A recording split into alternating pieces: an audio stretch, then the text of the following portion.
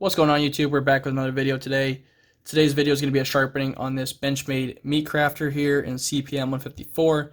A buddy of mine gave this to me to sharpen after he just processed a deer with it, and it had some edge damage to it. Had some pretty bad rolling all throughout the edge, on the factory edge, and a couple little chips here and there. I've already went ahead and found the angle on this one to kind of save us some time. This factory edge was using what Benchmade calls their select edge sharpening technology. Basically, it's just at 14 degrees per side and down to a higher grit finish. I gotta say that's probably their best factory edge ever. Very, very nice, very refined, way better than what comes standard on most of their knives. I'm not sure why they don't use this sharpening method on all of their knives, but this is definitely the best factory edge that they've ever put out. They say it's 14 degrees per side. I went ahead and found the angle, and it is sitting at 13.7 degrees, so I mean pretty much right there with what they advertise. Another thing is, since I am sharpening this on the Hapstone, the table here obviously is not very wide. With this being a longer knife, and it does have some flex to it, you can see I can flex it a little bit. It's difficult to get any support out here on the tip, so I'm using this old set of Wicked Edge jaws that I taped up. That I'm basically just going to slide up underneath of the tip here to kind of give it some extra support. So let's go ahead, starting here with the 200 grit plated diamond stone from Gritomatic. I bought the 200, 600, and 1000 grit combo pack that they sell for $25. They're great little stones, you know, pretty inexpensive. When they show up, they're very, very aggressive, but they've broken in pretty nicely.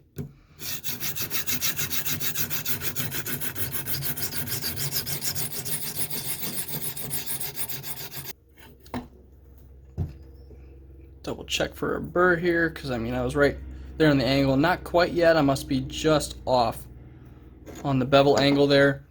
Another thing that you'll notice as I'm sharpening is I'm making, you know, sweeping motions basically towards the tip. What that does is it kind of makes that scratch pattern sit at like a 45-degree angle. Works really, really well for draw cuts and stuff like that.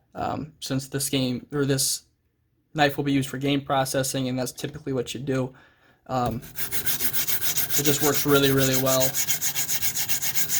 for that type of use.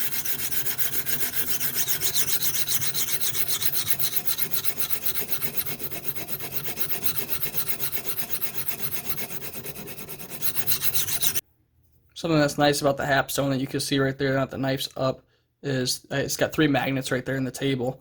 It kind of helped the knife stay stationary while you're sharpening it. Sometimes they're nice, sometimes they're not. They do collect metal dust though, and grit, which kind of sucks, because then it could possibly introduce scratches to your knife if that's something that you know really care about. That's why on knives that I care about more, we'll tape up, you know, a decent chunk of the blade.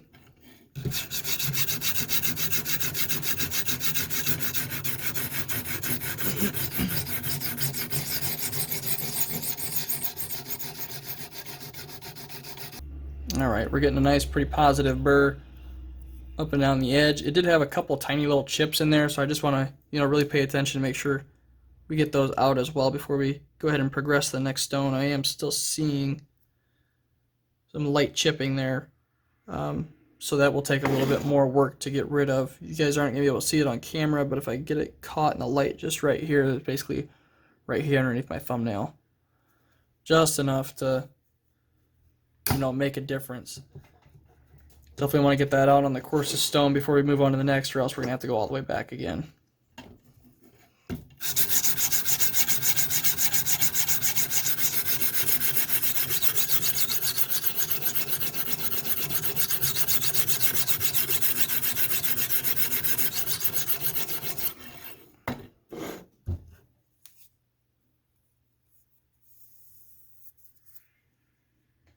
Still got those little tiny chips in there, and I mean the way that I'm able to see that, even though it looks like there's still a burr there already, is the burr is actually broken up in that spot.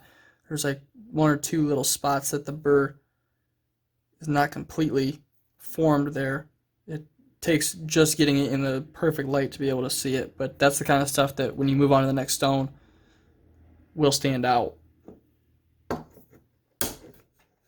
Another thing that's kind of interesting about this knife is it is CPM 154, so it is a stainless steel. But even that was the first year that's been processed with this knife, and after that it actually does have a slight bit of patina forming on it, which is interesting just because it's stainless, you know, that you wouldn't think that would happen. But he did not clean it off for a little while after he used it, so it did pick up the patina. I tried wiping it off and stuff, and it's still there. And under the microscope, there is one or two tiny spots of like orange surface rust that, I mean, that'll come off pretty darn easy.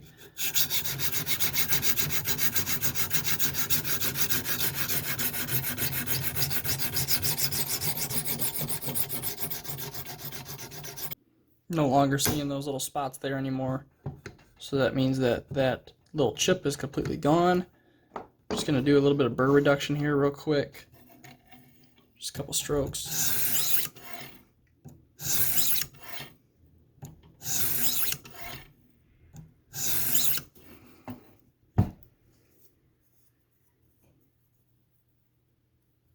And go ahead and move on to the next stone. We're going to go ahead and move on to the Veneve 400 grit bonded diamond here. Just a nice stone to follow that 200 grit plated diamond. Doesn't take away a lot of the aggression, but does refine that a little bit and leaves a little bit nicer finish. These Veneve stones are water stones, so you do have to put water on them. And what sucks about that on a fixed angle system like this with the stone facing down is that you lose a lot of that water really, really fast. So you do have to reapply water pretty often.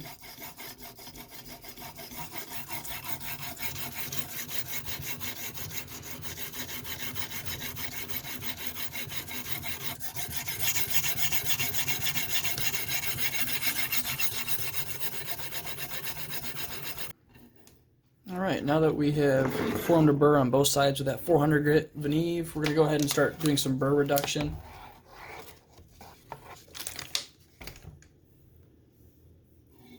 Shouldn't take much on this CPM 154 as long as they heat treated it okay. Just a few strokes at either side.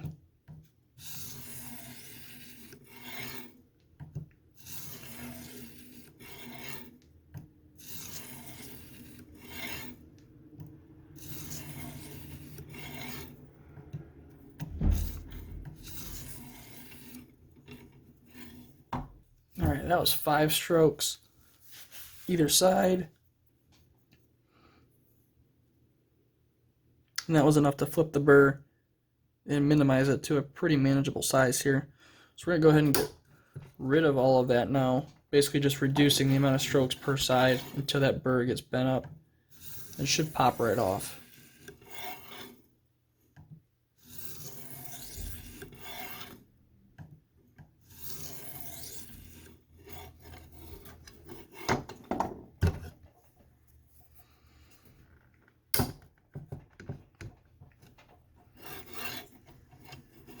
You see how fast we're losing water on the stone too, how it's getting dry up here at the top section.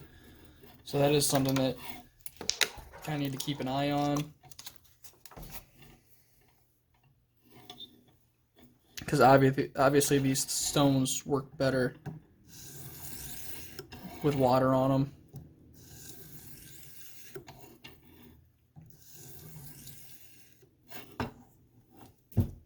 Can feel the edge coming up pretty well, but we still do have some burr remaining.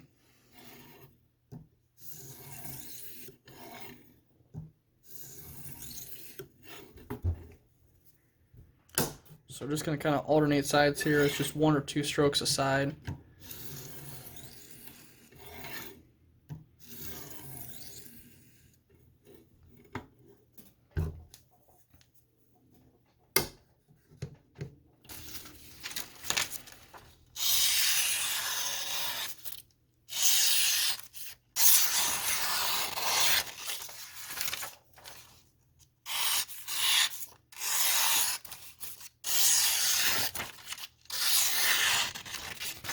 Alright, that is pretty dang good coming off the stones. Pretty happy with that. You can hear the aggression still on the edge. We're going to go ahead and strop this. think we're just going to go with a 4 and 1 micron strop progression on these. Just trying to keep it pretty simple. Sure, we use our angle compensator here, because obviously the thickness of all these stones is all different.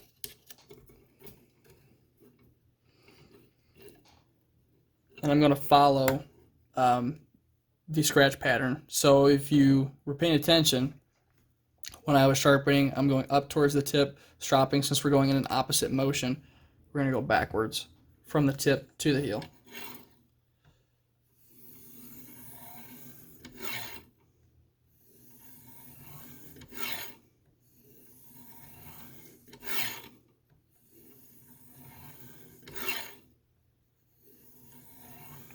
And this is 4 micron CBN on leather.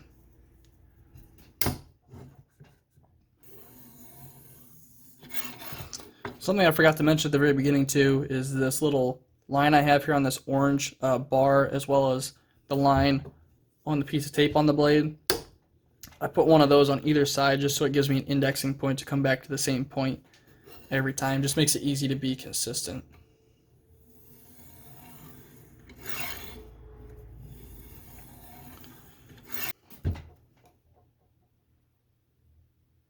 The edge is coming up super sticky on the strops here.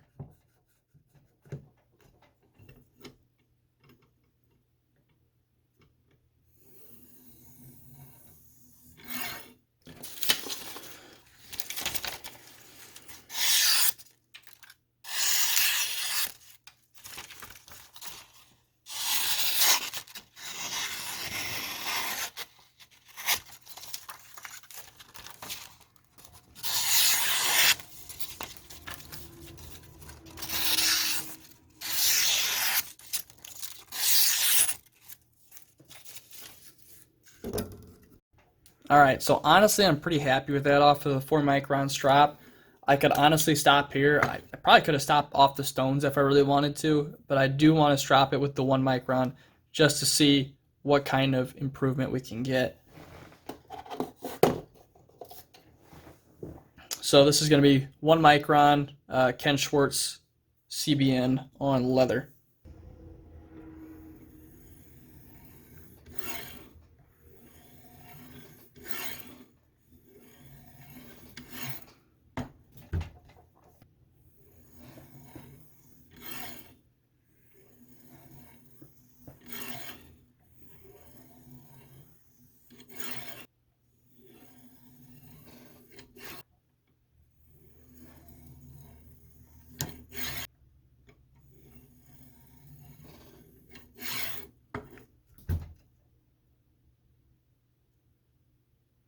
It did improve the edge a little bit, made it a little bit stickier, obviously brought the polish up a little bit.